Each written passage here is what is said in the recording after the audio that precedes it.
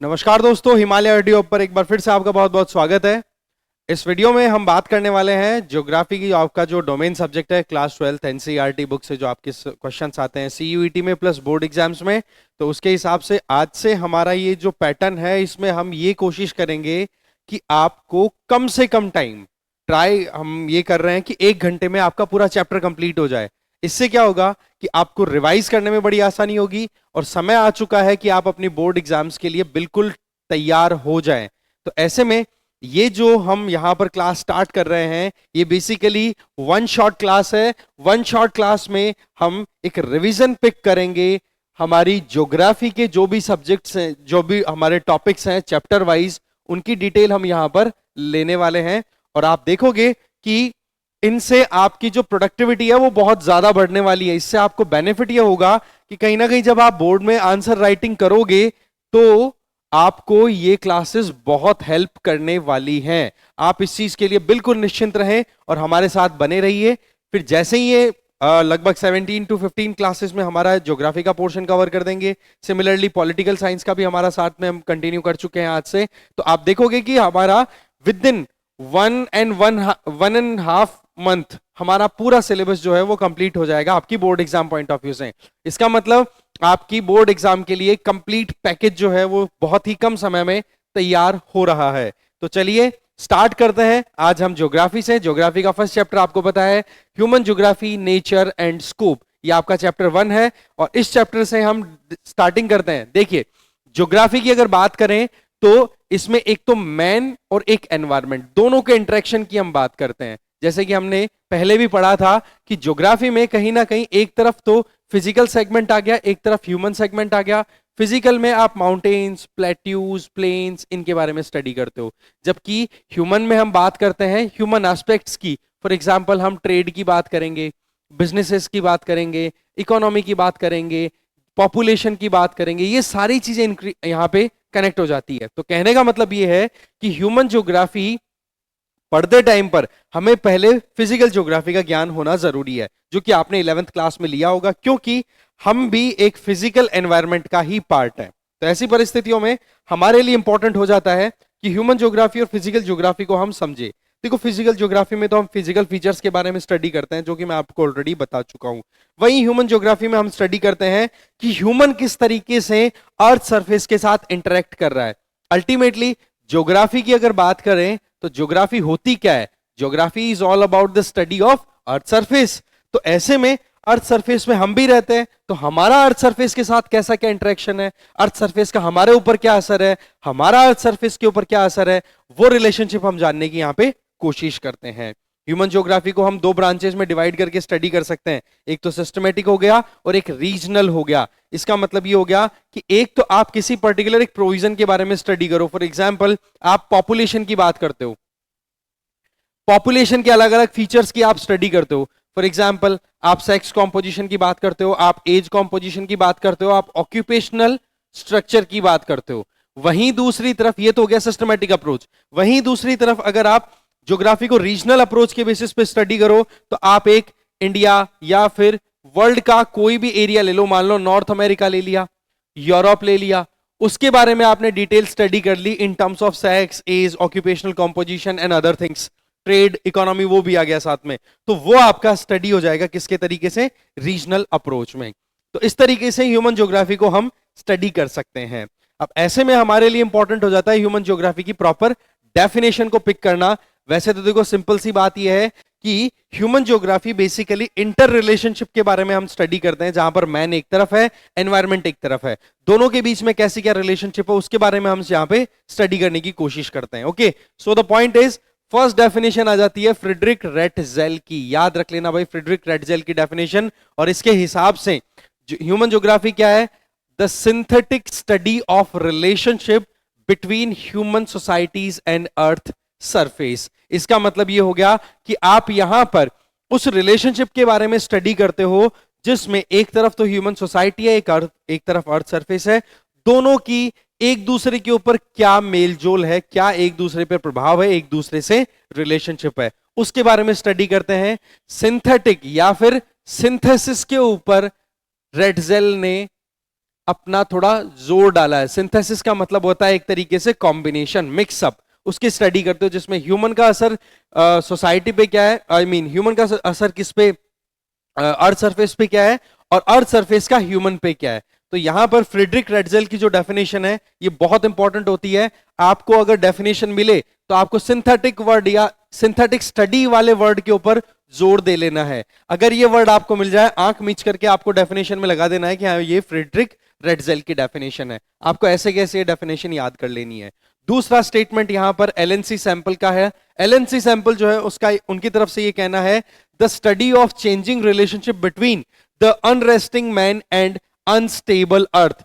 यहां पर हम डायनामिक्स की बात करते हैं। इसका मतलब ये हो गया कि अर्थ है ना, अर्थ की सरफेस है वो भी बदलती रहती है और ह्यूमन एक्शंस भी बदलते रहते हैं। यहां पर हम इन दोनों की इंटर रिलेशनशिप को बात स्टडी कर रहे हैं कि एक तरफ अर्थ सरफेस पे कुछ ना कुछ चेंजेस आ रहे हैं, ठीक है, और दूसरी तरफ वहीं पर नजर डालें तो ह्यूमन जो है वो भी सेटल्ड नहीं है, वो भी एक जगह बैठा हुआ नहीं है, वो भी कुछ ना कुछ करता रहता है। कभी माइंस खोद दी, कभी कंस्ट्रक्शन कर दिया, कभी रेलवे लाइन डाल दी। इस तरीके से अर्थ सरफेस या फिर अर्थ वो भी अनस्टेबल है, कुछ ना कुछ चलता रहता है, और अनरेस्टिंग ह्यूमन दैट मींस वो भी कुछ ना कुछ करता रहता है। इनके बीच की रिलेशनशिप को अगर आप स्टडी करते हो तो वो human geography according to LNC sample. यहां पर दोनों के दोनों अनस्टेबल है, सेटल्ड कुछ भी नहीं है, चेंज होता रह रहा है, इसलिए यहां पर कीवर्ड आ गया आपका डायनामिक्स।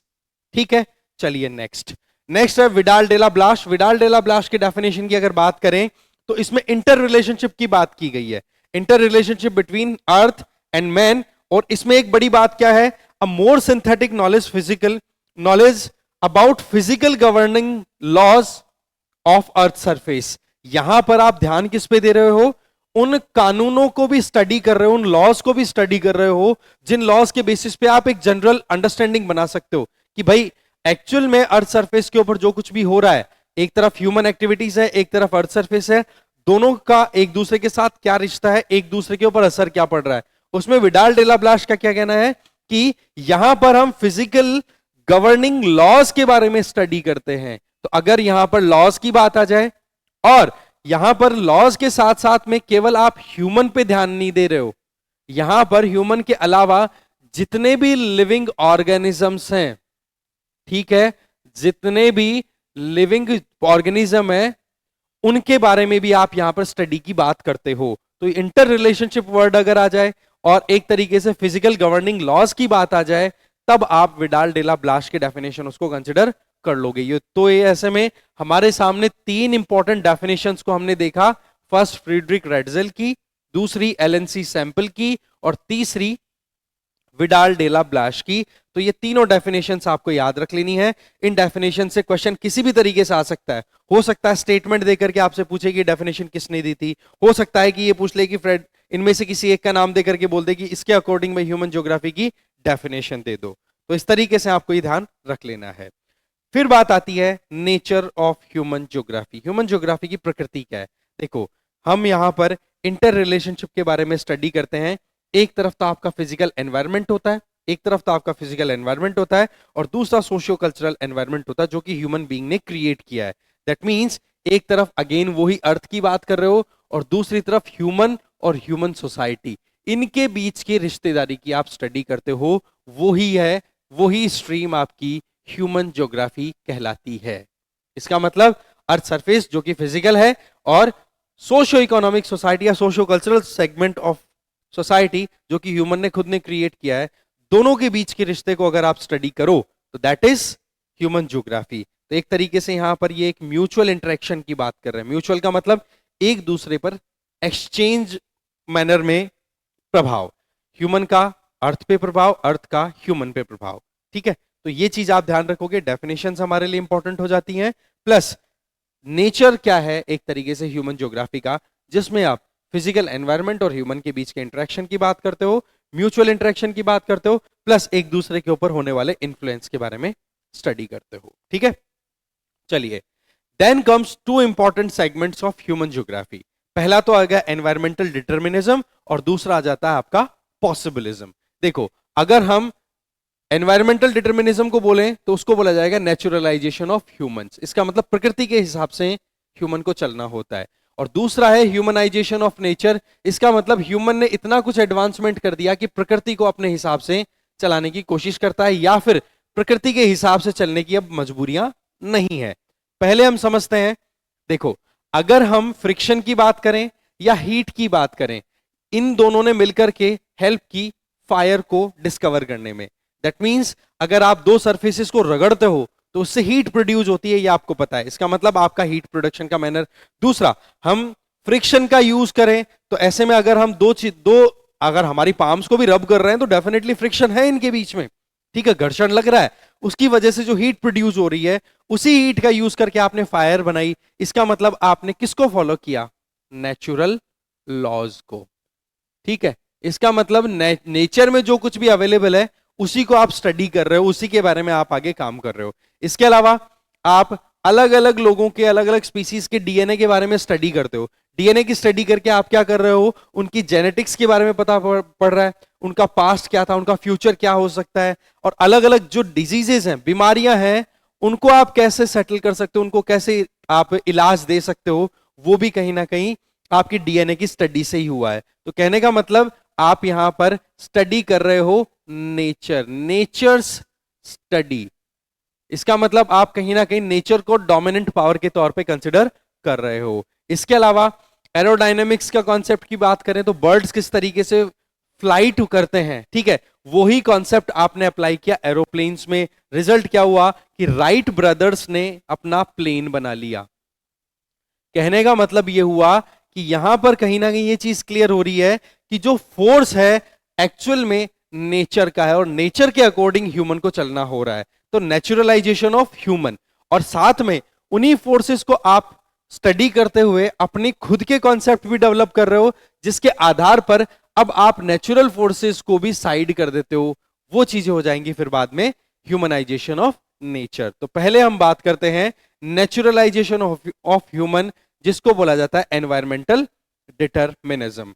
एनवायरमेंटल डिटरमिनिज्म की अगर बात करें तो सीधी बात है कि ये ओल्ड टाइप जो सोसाइटीज होती है, ओल्ड टाइप ऑफ सोसाइटी का मतलब हो गया आदिवासी जो लोग हैं, प्रिमिटिव सोसाइटीज हैं, जहां पर सीधी बात है नेचर के अकॉर्डिंग आपको एक्शन करने पड़ते हैं। सिंपल सी बात है, आप जंगल में रहते हो, आप देखते हो बारिश अगर आ गई तो आपको शेल्टर में रुकना पड़ेगा, आप जल्दी से कोई भी एक्शन जल्दी से नहीं कर सकते हो।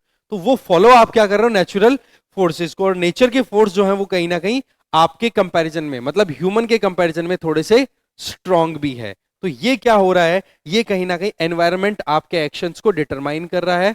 ये क्या हो रहा है कि नेचुरलाइजेशन ऑफ ह्यूमन हो रहा है कि ह्यूमन को वो एक्शन करने पड़ रहे हैं जो एक्शन आप कहीं ना कहीं देख पा रहे हो कि यहां पर नेचर आपको गाइड कर रही है।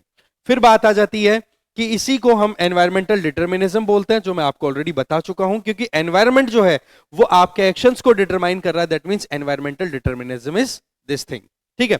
इसके अलावा देखा जाए तो एनवायरमेंट जो है वो ह्यूमन एक्टिविटीज को डिफाइन कर रहा है।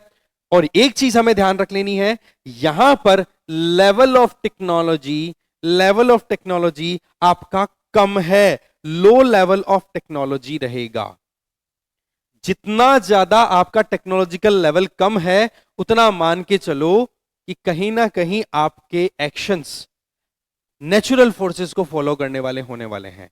तो यहां पर एनवायरमेंटल डिटरमिनिज्म का कॉन्सेप्ट क्या कहता है कि भाई यहां पर आपका टेक्नोलॉजिकल लेवल कम है, आप कहीं ना कहीं आदिवासी जिंदगी जी रहे हो, और उस परिस्थिति में आपको एनवायरमेंटल फोर्सेस को फॉलो करते हुए आगे काम करना होता है।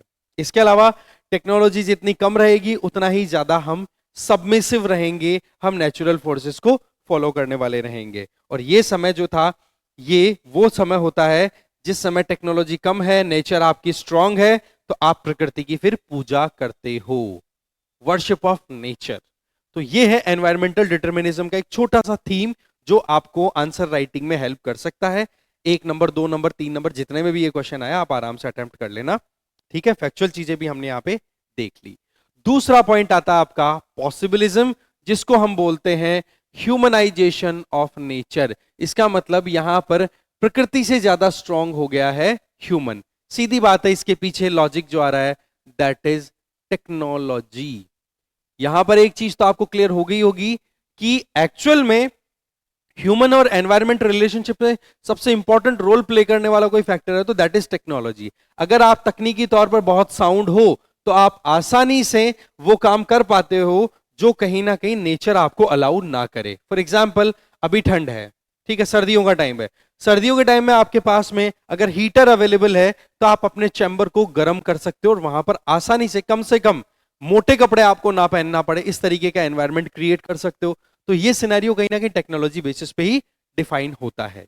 सो द पॉइंट इज ह्यूमन ने क्या किया, एनवायरनमेंट को समझ लिया, एनवायरनमेंट की जो ताकतें थी उनको समझ लिया और खुद की टेक्नोलॉजी अब बढ़ा ली। इसलिए अब आपने क्या निकाल दी, पॉसिबिलिटीज। अब यहां पर आप स्कोप निकाल रहे हो कि कैसे हम कुछ कर सकते हैं। तो पॉसिबिलिटी पे आप ध्यान दे रहे हो, इसमें आप रिसोर्स को तो यूज कर ही रहे हो जो कि नेचर से ही मिल रहे हैं। आपको ध्यान रखें, नेचर से आप आइसोलेट नहीं हो रहे हो, आप रिसोर्स नेचर से ही ले रहे हो। बट यस, आप जो चाहते हो वो हो रहा है। इसका मतलब आपके पास में टेक्नोलॉजिकल डेवलपमेंट है और आप उन नेचुरल रिसोर्सेज को रिफाइन कर पा रहे हो, मॉडिफाई कर पा रहे हो। इसका मतलब डोमिनेंट कौन हो गया, ह्यूमन हो गया नेचर पे। और इसी को हम बोलते हैं पॉसिबिलिज्म, इसी को बोलते हैं ह्यूमनाइजेशन ऑफ नेचर। आपको ये ध्यान रख लेना है। एग्जाम्पल बेस्ट है कि मान लो आप रिजॉर्ट बना रहे हो कोई हाईलैंड एरिया में, आप अर्बन स्प्रॉल्स में, जैसे कि शहरी एरिया है बहुत ज्यादा, और वहां पर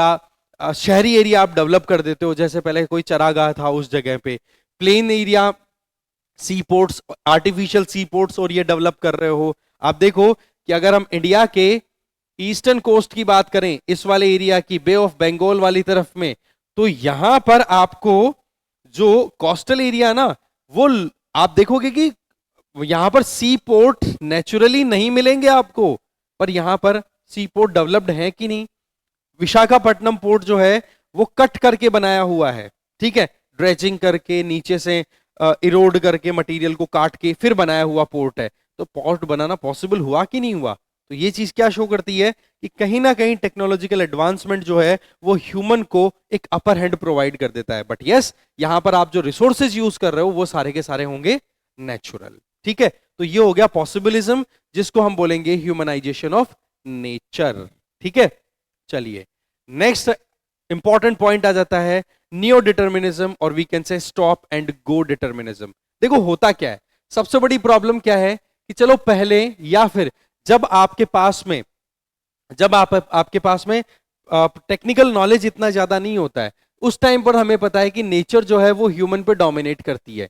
तो ऐसी परिस्थितियों में नेचुरल फोर्सेस को आप फॉलो करते हो। पर वहीं दूसरी तरफ अगर देखो तो आपने टेक्नोलॉजिकल एडवांसमेंट जो अचीव किया, उसका नतीजा ये हुआ कि ह्यूमन जो है वो नेचर पे डोमिनेट करने लग गया। पर इसका फिर क्या है, गलत फायदा उठाने लग गया ह्यूमन। वो कैसे, कि ताकत आ गई मेरे पास में, टेक्नोलॉजी मेरे पास में, तो नेचुरल रिसोर्सेज को बिना सोचे समझे अंधाधुंध यूज करने लग गए। जैसे एक छोटी सी एग्जांपल की बात करूं कि अगर आप कूलिंग फैसिलिटी की बात करते हो तो आपने क्या यूज किया, क्लोरोफ्लोरोकार्बन यूज किया। Refrigeration facility, AC, air conditioner, और ये सारे आपने इंस्टॉल कर दिए। नतीजा क्या निकल के आया, नतीजा ये निकल के आया कि वो जो क्लोरोफ्लोरोकार्बन है वो एनवायरमेंट में एमिट हुई, और ओजोन गैस, जो ओजोन लेयर है स्ट्रेटोस्फेयर में, उसका डिप्लीशन होने लग गया। तो ये चीज कहीं ना कहीं मिसयूज हुआ कि नहीं, पावर का मिसयूज किया कि नहीं ह्यूमन ने।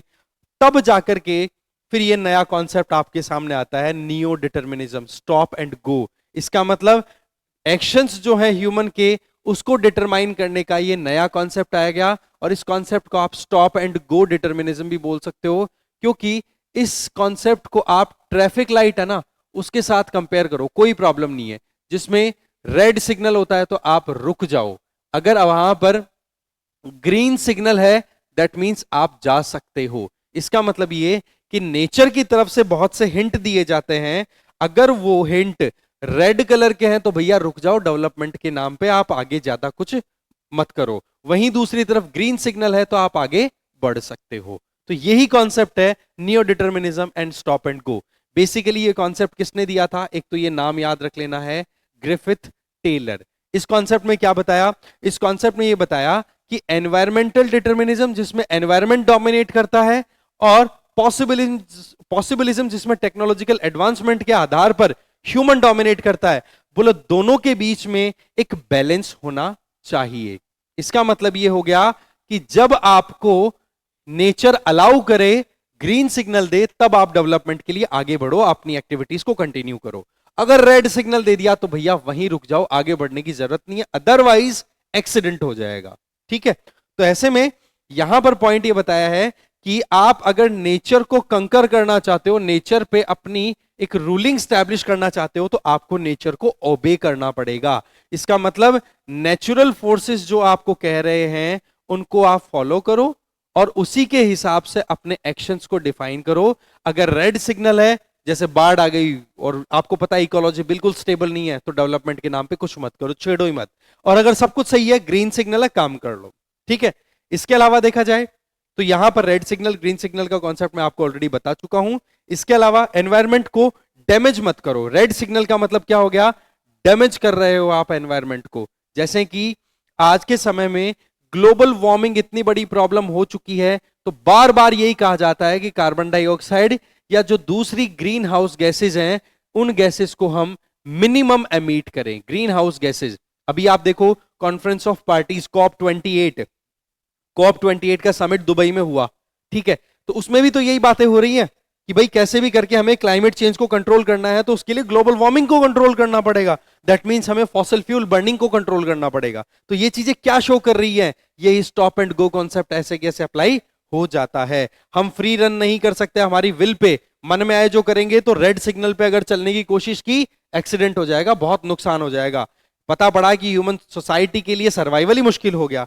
तो ऐसे में हमें ओजोन लेयर डिप्लीशन हो, ग्लोबल वार्मिंग की प्रॉब्लम हो, या फिर जो भी जमीनें हैं, हमारी जमीन मिट्टी, उसको हम लगातार बिगाड़ते चले जा रहे हैं, बोले ये चीजें हमें लॉन्ग टर्म में बहुत नुकसानदायक साबित हो सकती हैं। तो ऐसे में इनसे हमें बचना चाहिए। तो ये कॉन्सेप्ट दिया किसने, ग्रिफिथ टेलर ने, जिसको बोला गया नियो डिटर्मिनिज्म, जिसको बोला गया स्टॉप एंड गो डिटर्मिनिज्म। ठीक है, चलिए नेक्स्ट चलते हैं। अगला आर्टिकल आ जाता है आपके सामने, अगला टाइटल है that is different thoughts of human geography. देखो, ह्यूमन ज्योग्राफी को स्टडी करने के लिए आपको अप्रोचेस भी डेवलप करनी होती कि कैसे आप देखना चाह रहे हो।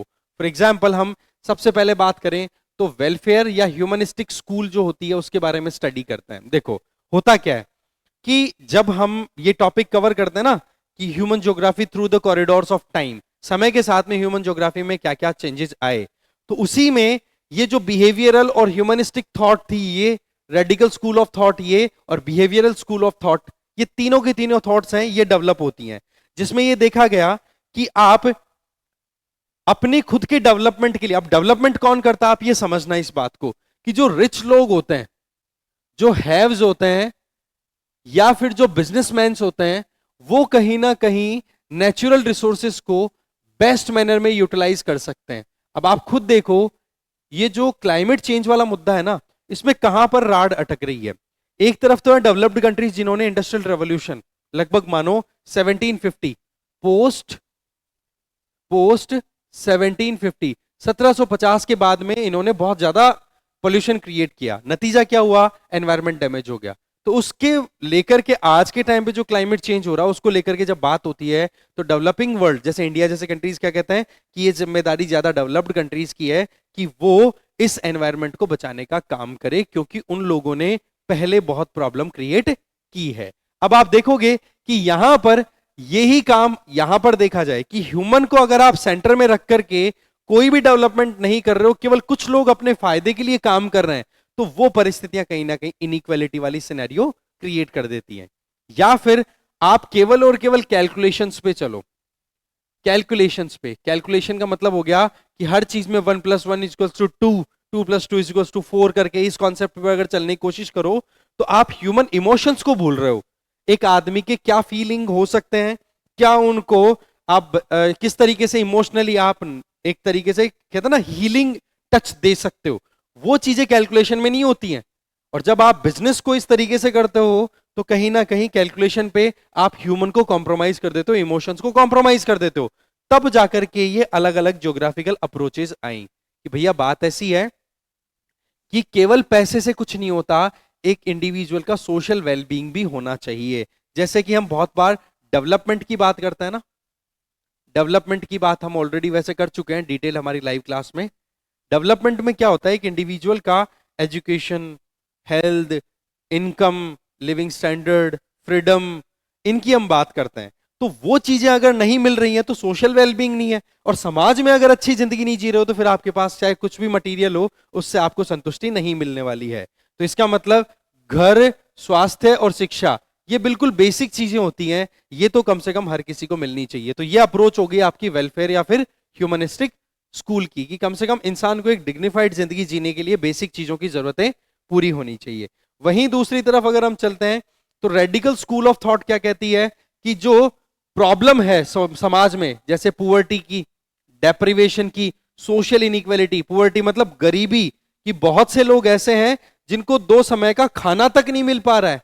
बहुत से लोग ऐसे हैं जो सुबह से लेकर शाम तक मेहनत करते हैं पर उनके पास में पैसा आता है मुट्ठी भर, और बहुत से लोग ऐसे हैं जो कुछ समय काम करके ही बहुत सारा पैसा बना लेते हैं। तो वो कहीं ना कहीं समाज में इनइक्वालिटी की बात भी है। जैसे मैं आपको एक लेटेस्ट एग्जांपल देता हूं इनइक्वालिटी का इंडिया में।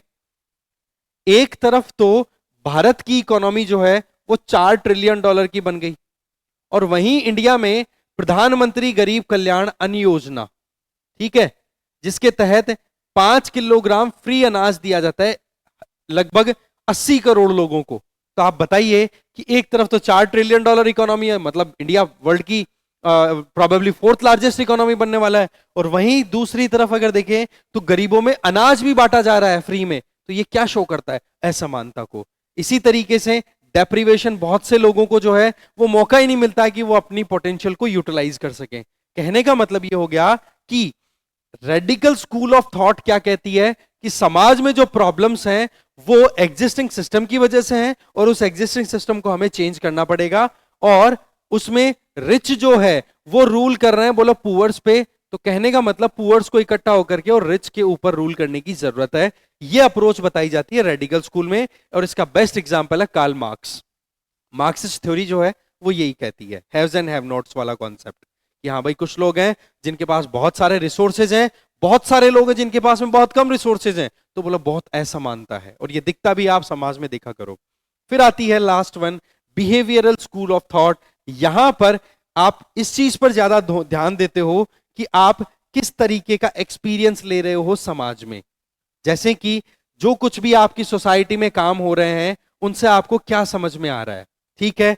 इसके अलावा आप किस एथनिसिटी से हो, रेस से हो, रिलीजन से हो, सेक्स से हो, या आपकी जो भी ओरिएंटेशन है उससे आपको कैसा ट्रीटमेंट मिलता है समाज में, ये आपको पता पड़ता है। और ये चीजें हम स्टडी करते हैं बिहेवियरल स्कूल। अब आप देखिए इन तीनों अप्रोचेज में हमने सेंटर में किसको रखा? ह्यूमन को।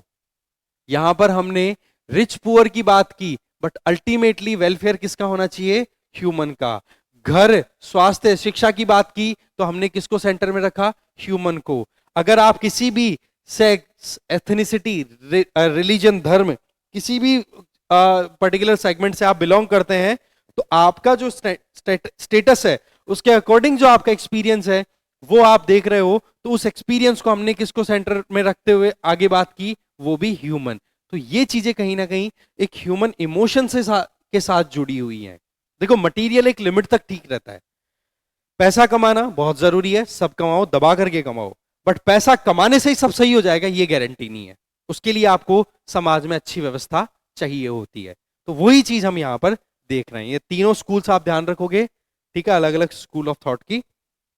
कब किसका डेवलपमेंट हुआ उसके बारे में मैं आपको बताता हूं। देखो सबसे पहले अगर हम टाइम कॉरिडोर के थ्रू देखें, ठीक है, कि ज्योग्राफी में किस तरीके से, पर्टिकुलरली हम बात कर रहे हैं ह्यूमन ज्योग्राफी में किस तरीके से ये सारे डेवलपमेंट्स हुए।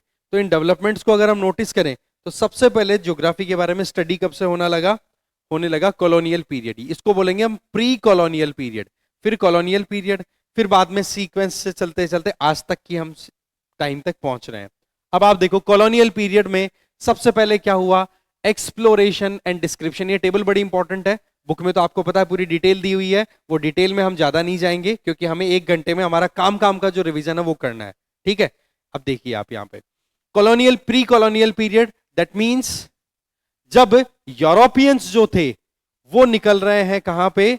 अलग अलग जगहों पर अपनी कॉलोनीज के बारे में पता करने से संबंधित। अब आप देखिए ये क्या है स्टोरीज के पीछे की। देखो यहां से हम स्टार्ट करते हैं, बड़ा इंटरेस्टिंग है ये। यस,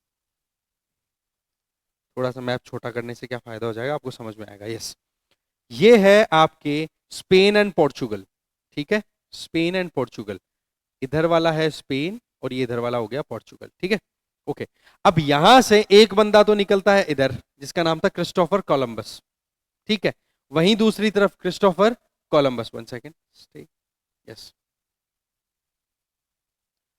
वहीं दूसरी तरफ वास्को डी गामा जो कि इस तरीके से सरकमफेरेंस डालता हुआ और यहां पहुंचता है इंडिया में। तो ये क्या था, ये था बेसिकली कि दुनिया में अलग अलग एरियाज में जाकर के और उनके बारे में एक्सप्लोरेशन करना। तो यही तो पॉइंट हम बात कर रहे हैं, एक्सप्लोरेशन एंड डिस्क्रिप्शन, कि इन्होंने चीजों के बारे में पता किया और उनके बारे में लिखा। इससे क्या हुआ, अब लोगों के पास में डॉक्यूमेंट्रीज अवेलेबल होने लग गई कि जमीन कहां कहां पर है, कौन कौन से रिसोर्सेज कहां अवेलेबल है, कहां पर कैसी खेती होती है, कितना पानी है, वो सारी डिटेल्स जो है वो इन्होंने लिखनी शुरू कर दी। अब इसको बोल दिया हमने एक्सप्लोरेशन एंड डिस्क्रिप्शन।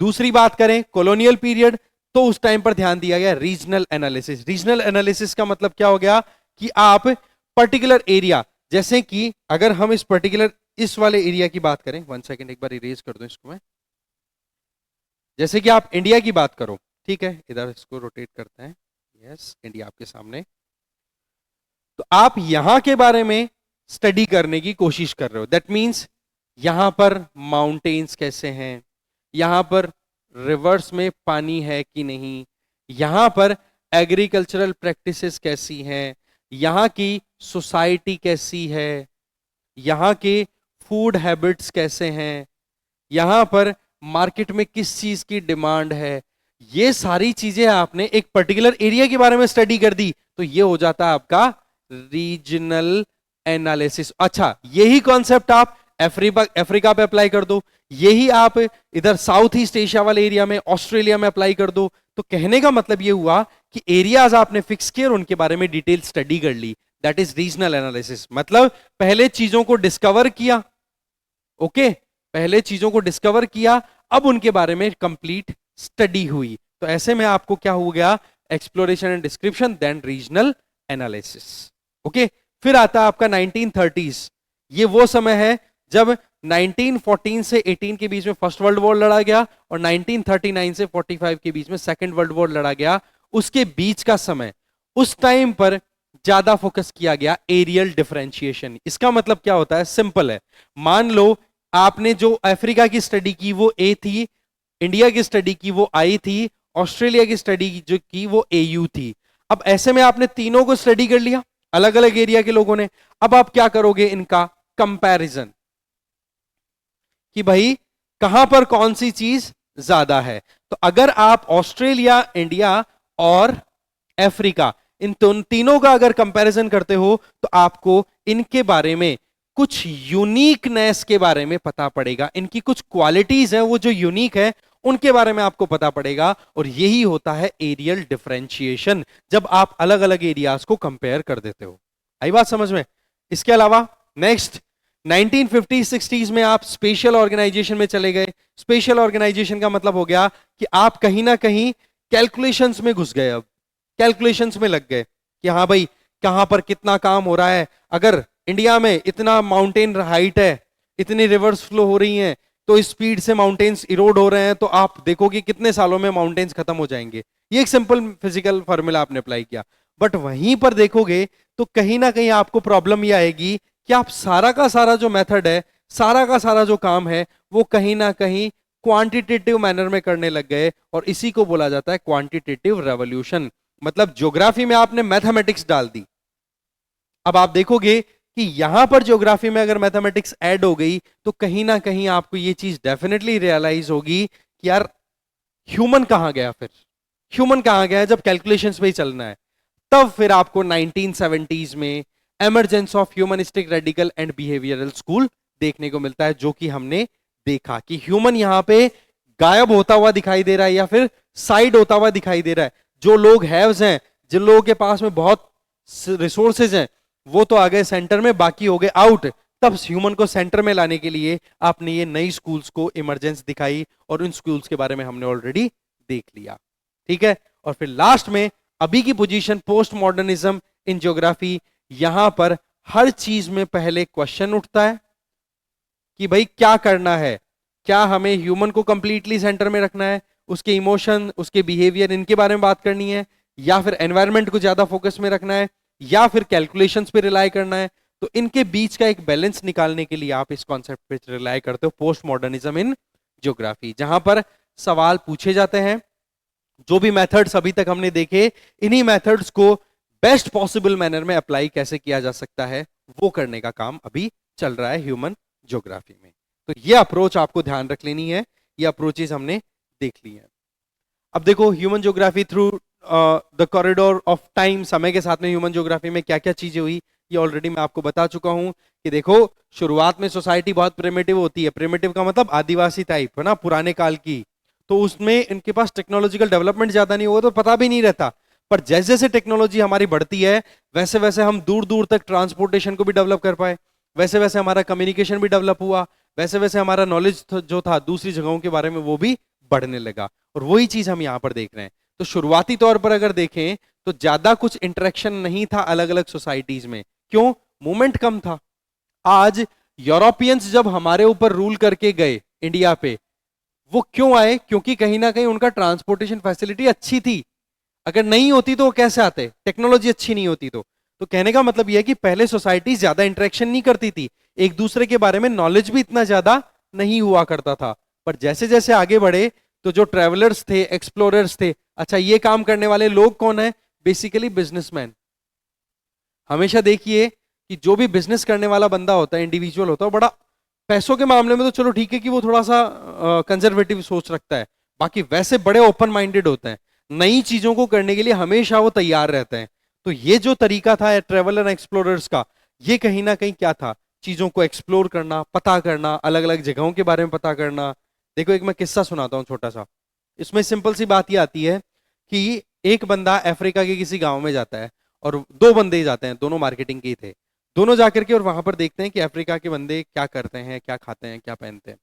तो उन्होंने जाकर के सारी स्टडी कर ली, स्टडी करके और जाके पहुंचे, अपने मालिक से बात की। मालिक ने पूछा, बोला आपने क्या स्टडी किया? तो एक ने तो ये बोला कि यार अपना जो काम है वो जूतों का है, और वहां पर अफ्रीका में मैंने नोटिस क्या किया कि वहां पर लोग जो है वो जूते पहनते ही नहीं है, तो हमारा मार्केट ही नहीं है वहां पे। और वहीं एक तो ये हो गया। अब दूसरा दूसरा बंदा अपने मालिक को जाकर के बोलता, बोला मालिक स्कोप बड़ा गजब है। कैसे? बोले अफ्रीका में ऐसा कोई बंदा नहीं है जो जूता पहनता हो, इसलिए हमें जूते पहनाने में जोड़ नहीं आएगा, और हमारा मार्केट बिल्कुल ओपन है। बोलो कोई कॉम्पिटिटर ही नहीं है आज के टाइम पे तो हमारे सामने। तो ये चीज क्या शो करती है? बिजनेसमैन की अप्रोच। तो वो एक्सप्लोरेशन जो सारा हुआ, इंफॉर्मेशन जो मिली उसके बारे में एक दूसरे से शेयरिंग हुई, और वहां पर फिर अफ्रीका जैसे कंट्रीज में, एग्जाम्पल से कनेक्ट कर रहा हूं मैं, अफ्रीका जैसे कंट्रीज में अलग अलग जूते फिर आने लगे, अलग अलग ब्रांड्स के। तो कहने का मतलब ये हुआ कि पहले जहां पर कोई इंटरेक्शन नहीं था वहां पर अब इंटरेक्शंस होने लग गए। अब आप दूर दूर तक वॉयज ले जाने लग गए, बड़ी बड़ी समुद्री यात्राएं करने लग गए। अब डेंजर जो था उसको आप कंट्रोल करने लग गए। पहले हवाओं के भरोसे चलना पड़ता था शिप्स को, आजकल तो मॉडर्न टाइम में देखो कितना ज्यादा डेवलपमेंट हो चुका है। ठीक है, सारा मोटराइज्ड हो गया। 15वीं सेंचुरी के बाद में अटेम्प्ट लेना शुरू किया, reason being technological advancement. Again वही बात आ गई, शुरुआत में आपके पास तकनीक ज्यादा अच्छी नहीं थी तो आप नेचुरल फोर्सेस को फॉलो करते थे, पर आज आपके पास टेक्निक अच्छी है तो आप नेचुरल फोर्सेस को समझते हुए अपनी तकनीक को अप्लाई करते हो। ठीक है, इसके अलावा देखा जाए तो आज के समय में कॉलोनियल पीरियड से लेकर अभी तक बहुत सारी इंफॉर्मेशन एक्सचेंज हो चुकी है, दुनिया के कोने कोने के बारे में हमने स्टडी कर लिया। अब आप खुद देख लो कि ये जो हमने यहां पर हमारा जो ये कवर किया ग्लोब का, तो ये है क्या? वो उस एक्सप्लोरेशन का ही रिजल्ट है ये। ठीक है, तो ये चीज हमें ध्यान रख लेनी है। ओके, तो ये चीजें हो गई हमारी human geography through the corridor of time, और through the corridor of time में ये एक्सप्लोरेशन और ये सारी चीजें हमने देख ली। अब हमारा आज का जो लास्ट टॉपिक है वो बचता है फील्ड्स एंड सब फील्ड्स ऑफ ह्यूमन ज्योग्राफी। इस पर्टिकुलर सेगमेंट में हम क्या देखने वाले हैं? देखो, एक तरफ तो ह्यूमन ज्योग्राफी के बारे में हम किन किन फील्ड्स में स्टडी कर सकते हैं वो जानेंगे, ह्यूमन ज्योग्राफी के खुद के पार्ट्स। और वहीं दूसरी तरफ सोशल साइंस या सोशल स्टडीज में जो दूसरे सब्जेक्ट्स हैं उनसे ह्यूमन ज्योग्राफी के इन सब्जेक्ट्स का क्या रिश्ता है। ओके, क्योंकि हमने क्या बात की है? इंटर रिलेशनशिप, इंटर रिलेशनशिप की बात हमने की है, इंटरेक्शन की हमने बात की है। तो ये चीजें क्या शो करती हैं कि कहीं ना कहीं आपको दो पार्ट्स के बीच का इंटरेक्शन या जॉइनिंग पोर्शन स्टडी करना है। अब आप देखो यहां पर सबसे पहले है इधर ह्यूमन ज्योग्राफी का पार्ट सोशल ज्योग्राफी, और इधर आप सोशल साइंस के दूसरे सब्जेक्ट्स की स्टडी कर सकते हो, जिसमें एक तो है सोशल साइंस में सोशियोलॉजी, एक आपकी साइकोलॉजी, एक वेलफेयर इकोनॉमिक्स, एक sociology again, anthropology, sociology, anthropology and women studies, history and epidemiology. अब आप देखो कि सोशल ज्योग्राफी के पार्ट्स हम स्टडी करते हैं बिहेवियर ज्योग्राफी। बिहेवियर एक तरफ तो आप यहां पर आपका बिहेव, आपने थोड़ी मिर्ची खाई, आपका बिहेव कैसा है, कोई बोलेगा अरे मुंह जल गया मुंह जल गया, और आपका एक्शन कैसा होगा सोचो आप अपनी सोसाइटी के अकॉर्डिंग। एक यूरोपियन है, उसने मिर्ची खा ली, मिर्च ओके, उसका क्या हाल होगा। तो वो चीजें आप समझो, कहने का मतलब आपके समाज का आपका बिहेवियर किस तरीके से अपने ऊपर असर डालता है, और आपका बिहेवियर आपके समाज पर कैसे असर डालता है, वो आता है आपका बिहेवियरल ज्योग्राफी में, जो कि आपकी पर्सनल लेवल पे तो साइकोलॉजी में स्टडी हो गई, जिसमें आप अपने खुद के बिहेवियर की स्टडी करते हो, आपका सोचने का तरीका क्या है, और दूसरी तरफ आपकी सोसाइटी। तो दोनों का मिक्स होकर के आपकी सब ब्रांच निकल के आ गई, सब फील्ड निकल के आ गया इस सोशल ज्योग्राफी का, बिहेवियरल ज्योग्राफी। आई बात समझ में। दूसरा बिहेवियरल सोशल ज्योग्राफी का एक और पार्ट है, दैट इज सोशल वेलबींग। इसमें भी क्या हो रहा है, कहीं ना कहीं आप एक वेलबींग की बात कर रहे हो। वेलबींग की बात होने का मतलब हो गया कि एक अच्छी खासी डिग्निफाइड जिंदगी जी रहे हो आप। इसका मतलब आपके पास में रोटी कपड़ा मकान स्वास्थ्य शिक्षा, ये बेसिक चीजें आपके पास अवेलेबल है। तो इसका मतलब एक तरफ तो आपकी सोसाइटी में ये बेसिक चीजों को आपने आइडेंटिफाई कर रखा है, ये आपके पास में होनी चाहिए। वहीं दूसरी तरफ सोशियोलॉजी वेलफेयर इकोनॉमिक्स क्या कहती है कि सरकार को आगे आकर के लोगों के भले के लिए काम करना चाहिए, और वो भी काम क्या होता है, रोटी कपड़ा मकान स्वास्थ्य शिक्षा। कहने का मतलब आपने सोसाइटी को वेलफेयर इकोनॉमिक्स के साथ कनेक्ट कर दिया, परिणाम ये निकल गया ज्योग्राफी ऑफ सोशल वेलबींग। फिर आती है ज्योग्राफी ऑफ लेजर। लेजर का मतलब हो गया कि आप कितना आराम एंटरटेनमेंट इनकी बात कर रहे हो। अगेन आपको एक म्यूजिक चला करके दे दिया गया, जिसमें एक तो है क्लासिकल म्यूजिक या पुराने गाने आपको डाल के दे दिए, और वहीं दूसरी तरफ आज के जो लेटेस्ट गाने हैं पॉप गाने हैं वो दे दिए। अब आप ये बताइए कि कौन सी चीज को आप ज्यादा देर तक झेलोगे, वो डिसाइड करेगी आपकी सोसाइटी, राइट। आपके समाज में आपने शुरू से लेकर अभी तक रात के टाइम पे रफी के गाने सुने हैं या हनी सिंह के गाने सुने हैं, वो चीज डिसाइड करेगी कि आप क्या करने वाले हो। तो कहने का मतलब सोशियोलॉजी और सोशल ज्योग्राफी दोनों का मिक्स, ज्योग्राफी ऑफ लेजर। इसी तरीके से कल्चरल ज्योग्राफी है, उसमें आपकी एंथ्रोपोलॉजी, एंथ्रोपोलॉजी मतलब मानव विज्ञान, और एक तरफ आपकी सोसाइटी, दोनों को मिक्स करो पता पड़ेगा कि आपकी संस्कृति कैसी है। इस तरीके से क्वेश्चन आता है भाई, ठीक है।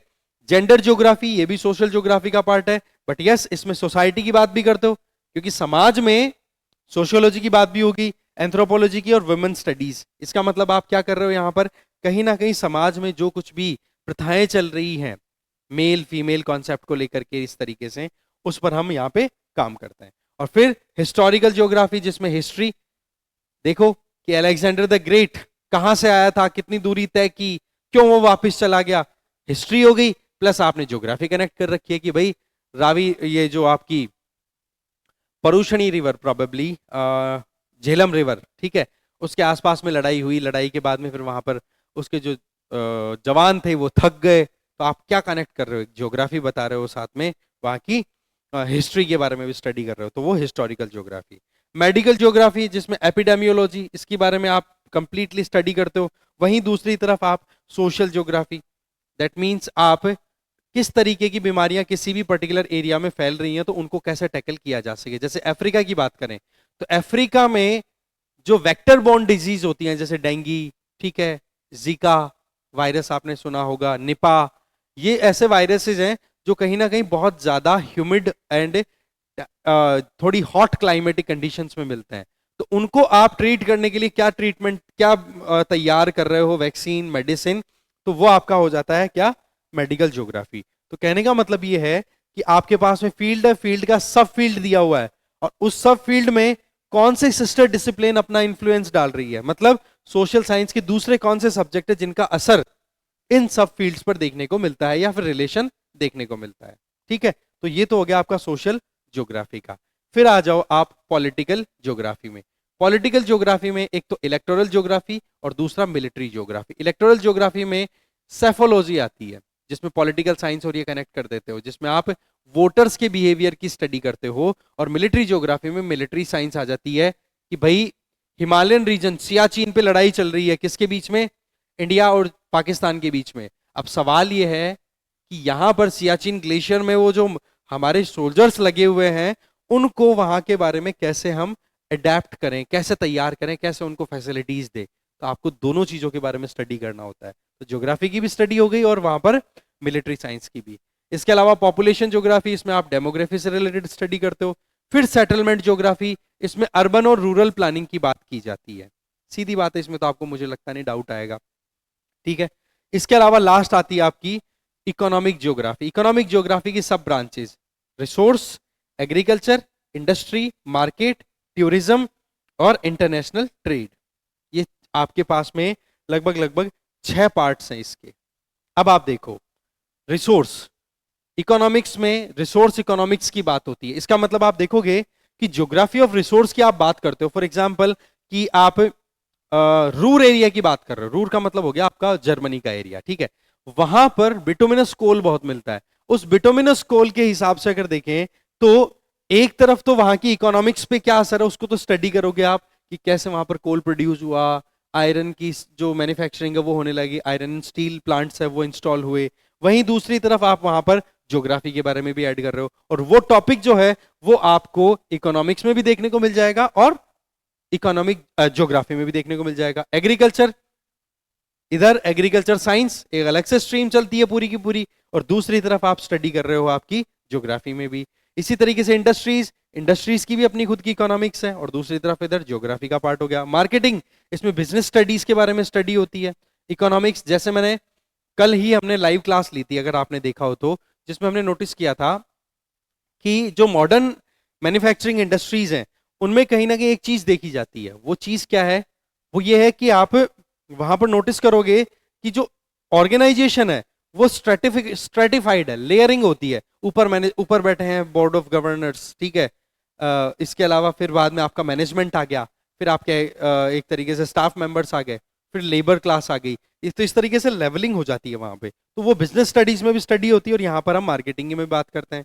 टूरिज्म, टूरिज्म तो अपने आप में खुद का एक ट्रेवल मैनेजमेंट और इस सेगमेंट में जुड़ा हुआ पोर्शन आ गया, ठीक है जी। ट्रेड की बात करें, इंटरनेशनल ट्रेड की हम बात करते हैं ही। तो कहने का मतलब पढ़ने का तरीका क्या है, आपको यहाँ पर पढ़ने के लिए क्या करना है? सोशल ज्योग्राफी, इसके सब फील्ड्स कौन से हैं याद कर लेने हैं। इकोनॉमिक ज्योग्राफी, इसके सब फील्ड कौन से हैं वो याद कर लेने हैं। ये दो बड़े हैं, एक में 6 हैं और एक में दो, उसमें भी आपको लगभग प्रोबेबली 6 ही दिख रहे हैं, 3 7। ये दो थोड़े से बड़े फील्ड हैं, तो इनको आप अच्छे से थोड़ा ध्यान रखोगे। बाकी मोटा मोटा देखो जनरल याद आ जाता है, रिकॉल आ जाता है। क्वेश्चन जो आते हैं वो इन्हीं दो में से आते हैं, इकोनॉमिक ज्योग्राफी और एक आपका सोशल ज्योग्राफी से, ठीक है। तो देखो ये जो चैप्टर था हमारा, इस चैप्टर में हमने जो भी कवर करनी थी, जो भी डिटेल में हमें चीजों को डिस्कस करना था वो हमने कवर किया। एक हम रिकैप ले लेते हैं लास्ट में, जिससे कि आपको एक बार रिवाइज हो जाए चीजें कैसे पढ़नी है, ठीक है। देखो सबसे पहले हमने बात क्या की थी कि एक्चुअल में हम ज्योग्राफी को किस तरीके से स्टडी कर सकते हैं, ठीक है। ज्योग्राफी को हमने 2 पार्ट्स में डिवाइड किया, physical geography, human geography. Physical geography में हम फिजिकल एस्पेक्ट्स के बारे में स्टडी करते हैं। ह्यूमन ज्योग्राफी में हम डील करते हैं कि ह्यूमन और फिजिकल एस्पेक्ट जो है अर्थ के, उनके साथ में क्या रिलेशनशिप है, क्या इंटरेक्शन होता है। इसमें भी हमने 2 पार्ट्स में देखा, एक तो सिस्टमेटिक अप्रोच देखी और एक रीजनल अप्रोच देखी। सिस्टमेटिक का मैंने आपको बताया कि किसी भी मतलब पूरे ग्लोबल एरिया पे आप एक पर्टिकुलर थीम के ऊपर स्टडी करो। जैसे कि आप स्टडी कर रहे हो सेक्स कॉम्पोजिशन की, ठीक है, तो वो आप पूरे वर्ल्ड पे अप्लाई करोगे, चाहे ऑस्ट्रेलिया हो, चाहे एशिया हो, चाहे इंडिया हो, कहीं पर भी। वहीं दूसरी तरफ आप नोटिस करोगे यहाँ पर रीजनल अप्रोच में आप क्या देखते हो, एक एरिया डिसाइड कर लेते हो और उस एरिया में आपका फोकस क्या रहता है कि कि कैसे भी करके हम उस एरिया में जितने भी पैरामीटर्स हैं, for example sex, age, occupation, population, सारी स्टडी आपने एक साथ ही कर ली एक एरिया की, तो वो रीजनल अप्रोच हो जाती है। तो ये जानने की कोशिश की हमने। फिर ह्यूमन ज्योग्राफी की डेफिनेशन फ्रेडरिक रेडजेल जिसने सिंथेसिस के बारे में बताया। फिर हमने एलएनसी सैंपल जिसने एक अनस्टेबल अनरेस्टिंग मैन और unstable earth that means dynamics है उसके बारे में बताया कि कैसे एक डायनेमिक रिलेशनशिप रहती है जो कि परिवर्तनशील है, बदलता रहता है, ह्यूमन का बिहेवियर भी और अर्थ से सरफेस भी। फिर हमने लास्ट में देखा विडाल डेला ब्लाश का जिसमें जो फिजिकल गवर्निंग लॉज हैं, मतलब अर्थ सरफेस पे जो भी लॉज इंप्लीमेंट हो रहे हैं, जो भी हम देखते हैं प्रोसेस हैं, उनके बारे में हम स्टडी की बात कर रहे हैं। तो ये थोड़े से कीवर्ड्स हैं, इनको ध्यान रख लेना है। फिर नेचर की हम बात करें, इसमें हम इंटर रिलेशनशिप की बात करते हैं ह्यूमन और अर्थ के बीच की, वो हमने देख ली। फिर आगे बात आ जाती है नेचुरलाइजेशन ऑफ ह्यूमन और ह्यूमनाइजेशन ऑफ नेचर। इसमें हमने जानने की कोशिश की कि कैसे टेक्नोलॉजी जो है वो एक इंपॉर्टेंट रोल प्ले करती है ह्यूमन और नेचर के बीच के इंटरेक्शन की, और वो इंटरेक्शन जो है वो चेंज होता है, डिपेंड करता है टेक्नोलॉजी पे। अगर आपके पास में टेक्नोलॉजी कम है तो नेचर आप पे डोमिनेट करेंगी, तो उसको आप बोलोगे नेचुरलाइजेशन ऑफ ह्यूमन। और अगर आपके पास में टेक्नोलॉजिकल डेवलपमेंट ज्यादा है तो आप कहीं ना कहीं नेचर पे डोमिनेट कर जाओगे, उसको बोला जाएगा ह्यूमनाइजेशन ऑफ नेचर। इसके अलावा देखा जाए तो नेचुरलाइजेशन ऑफ ह्यूमन को हमने बोला एनवायरमेंटल डिटर्मिनिज्म, जिसमें एनवायरमेंट हमारे एक्शंस को डिफाइन कर रहा है। फॉर एग्जांपल एनवायरमेंटल फोर्सेस को हमने स्टडी किया, जैसे कि फ्रिक्शन और हीट, दोनों को स्टडी किया, तो परिणाम के तौर पर हमने डेवलप कर ली फायर, आग। ठीक है, इसी के साथ में हमने यहां पर ये भी देखा कि नेचुरल फोर्स टेक्नोलॉजिकल लेवल आपका कम मिलेगा यहां पर, और साथ में आप नेचुरल फोर्सेस की पूजा भी करते हो। ठीक है, क्योंकि सीधी बात है आपके पास में इतने अच्छे तरीके नहीं है ना जिनसे कि आप बच सको नेचुरल फोर्सेस से। ठीक है, वो चीज आ जाएगी एनवायरमेंटल डिटर्मिनिज्म में, जिसको नेचुरलाइजेशन ऑफ ह्यूमन भी बोलते हैं, नेचर के अकॉर्डिंग ह्यूमन एक्शंस। फिर आती है बात पॉसिबिलिज्म की। पॉसिबिलिज्म में टेक्नोलॉजिकल एडवांसमेंट आपका ज्यादा हो गया, तो अब आप क्या करते हो, कहीं ना कहीं जो कुछ भी आपको काम करने हैं, ठीक है, तो उनमें आप अपनी टेक्नोलॉजी अप्लाई करते हुए नेचर में मॉडिफिकेशन भी ला सकते हो, लॉज को फॉलो भी करना होता है, और डेवलपमेंटल जो भी काम आपको करने हैं वो नेचर आपको अलाउ कर रही है कि नहीं, बट आपके पास टेक्नोलॉजिकल एडवांसमेंट इतना है कि आप आसानी से वो काम कर पा रहे हो। तो ये आपका काम हो गया पॉसिबिलिज्म में। फिर हमने बात की थी नियो डिटर्मिनिज्म में, जिसमें हमने क्या देखा कि अगर टेक्नोलॉजिकल एडवांसमेंट ज्यादा होता है तो ह्यूमन नेचर के ऊपर ज्यादा अपनी पावर एक्सरसाइज करने लग जाता है। तो ऐसी परिस्थितियों में फिर मुश्किलें क्या आने लग जाती हैं कि एनवायरनमेंट डैमेज ज्यादा होता है, जैसे कि ozone layer depletion, global warming और ये प्रॉब्लम्स। तो ऐसे में क्या किया जाए, ऐसे में करने का तरीका ये है कि नेचर जब आपको अलाउ करे तब तो आप अपने काम करो, अदरवाइज नेचर जब रेड सिग्नल दे दे तो आप रुक जाओ, एग्जैक्टली वैसे ही जैसे हमें ट्रैफिक लाइट रेगुलेट करती है। तो ये ग्रिफिथ टेलर का कॉन्सेप्ट था, ये भी हमने देख लिया। फिर हमने देखा था ज्योग्राफी को through the corridor of time, जिसमें हमने ये देखा कि शुरुआत में सोसाइटीज में इतना इंटरेक्शन नहीं होता था, बट धीरे धीरे टेक्नोलॉजिकल एडवांसमेंट हुआ, ट्रांसपोर्टेशन फैसिलिटी डेवलप हुई, वॉयजेस पे जाने लगे लोग, जो थे दूर दूर की बड़ी बड़ी शिप की यात्राओं पर निकलने लग गए। नतीजा क्या हुआ, कहीं ना कहीं एक दूसरे की इंफॉर्मेशन के बारे में पता पड़ा, इंटरेक्शन होने लग गया। इंटरेक्शन का नतीजा क्या रहा कि आज हम कहीं ना कहीं ग्लोबल विलेज की बात करते हैं, पूरी दुनिया जो है वो मोर और लेस एक जगह पे कनेक्टेड दिखाई देती है। ठीक है, फिर इसी में हमने ये डिफरेंट पीरियड्स में डिफरेंट अप्रोचेस की बात की, और इन्हीं अप्रोचेस में ये 3 डिफरेंट स्कूल्स की बात भी की, जिसमें हमने वेलफेयर और ह्यूमनिस्टिक अप्रोच की बात भी की, रेडिकल अप्रोच की बात भी की, और बिहेवियरल अप्रोच की बात भी की। ठीक है, इसके अलावा लास्ट में फिर बच गया था हमारा portion, that is fields and सब फील्ड्स ऑफ ह्यूमन ज्योग्राफी, और उनका रिलेशनशिप क्या है सोशल साइंस के दूसरी स्ट्रीम्स के साथ में। तो इस तरीके से ये फर्स्ट चैप्टर हमारा इसी पर्टिकुलर सेशन में कंप्लीट हो गया है। नेक्स्ट वीडियो में मिलेंगे दूसरे चैप्टर के साथ में। ठीक है, तब तक के लिए थैंक यू वेरी मच, बने रहिए और इन वीडियोस को शेयर करो अपने दोस्तों के साथ में, क्योंकि ये वन शॉट में आपको कंप्लीट मिलने वाले हैं चैप्टर्स। Okay, thank you.